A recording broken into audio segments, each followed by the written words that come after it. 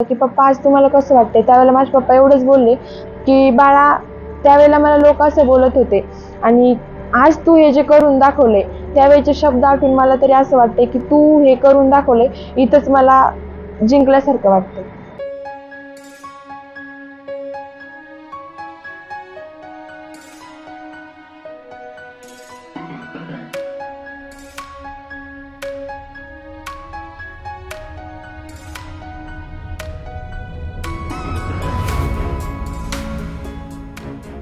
मेंढरा हाकणाऱ्या मायबापानं रक्ताचं पाणी केलं, पै पै जमा केले, पण लेकीला शिकवलं. लेकीनंही कष्ट केले, अहोरात्र अभ्यास केला अन भारतीय नौदलात भरती होत आपल्या आई वडिलांना सोन्याचे दिवस दाखवले. जालन्यातील उटवतच्या अर्चना डोळझाकेंची ही ऊर्जादायी गोष्ट. 4थी नंतर माझ्या 2 बहिणींचे लग्न झाले आणि आम्ही तिघीजणी घरी राहायचो. पण मला शिक्षण घ्यायचं होतं, खूप जास्त मला सरकारी नोकरी मिळवायची होती.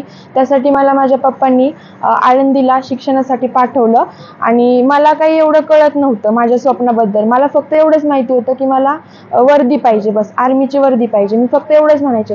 पण त्यासाठी काय करावं लागतं, काय नाही करावं लागतं ह्याच्याबद्दल मला कुठलीही माहिती नव्हती.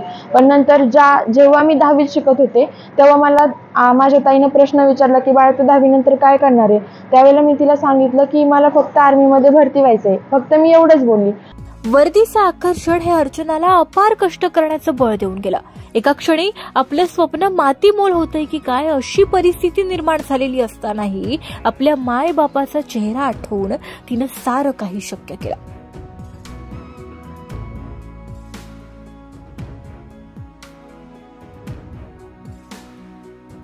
खूप मेहनतीनं ग्राउंड केलं, खूप कष्ट लागले मला हे सगळं करायला.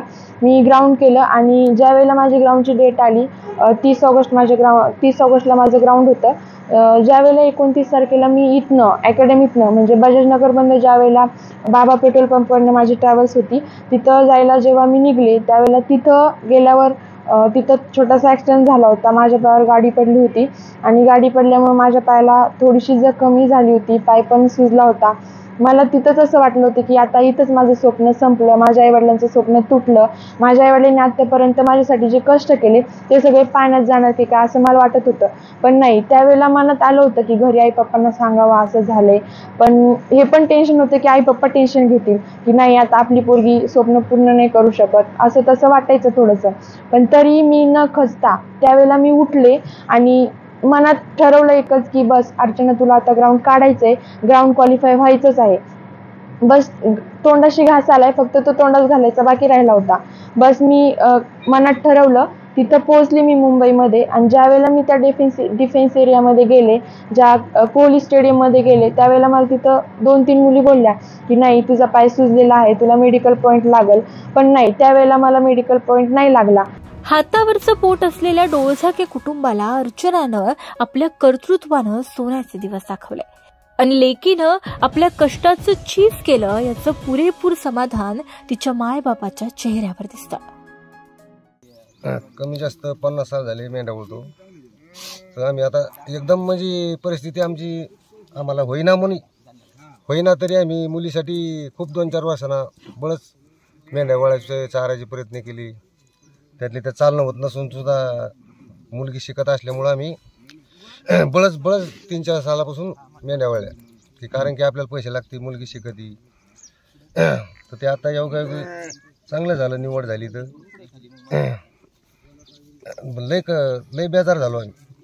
पण आता मुलीनं आमची बेजारी दुरुस्त केली.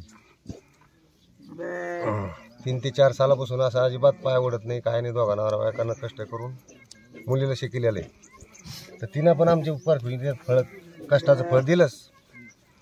तिचा फोन आला की आम्हाला धडधड करायचं की हिला पैसे पाठवायचे.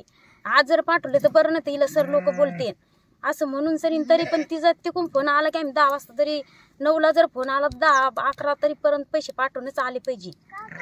याला त्याला फोन करून फोन पे काही आपण स्वतः जाऊन काही जशी सवलत आपण तसं करून आम्ही तिला पैसे पाठवले. ते 4 ते 5 लाख रुपये 3 वर्षात 2.5 वर्षात आम्हाला खर्च झालेला आहे तिचा. केवळ पूर्ण आमचा कष्टाच्याच फळाचा द्यायला आहे आम्ही. आम्हाला काही मुलगा नाही का, आम्हाला मालकाला काही भाऊ नव्हता का, बाप नव्हता, कोणाचीच कष्ट नाही, फक्त दोघा नवरा बायकाच्या कष्टानं आम्ही मुलीला शिक्षण केलेलं आहे. आणि आमचं एवढं समजा आमचे कष्टाचे फळ तिनं आम्हाला दिले, आमचे उपकार तिनं फेडले.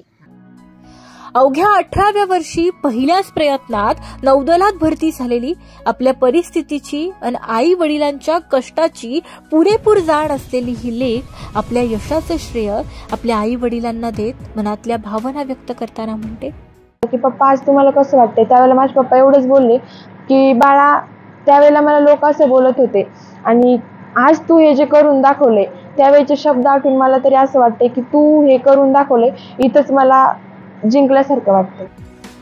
अक्षय शिंदे, महाराष्ट्र टाइम्स ऑनलाईन, जालना.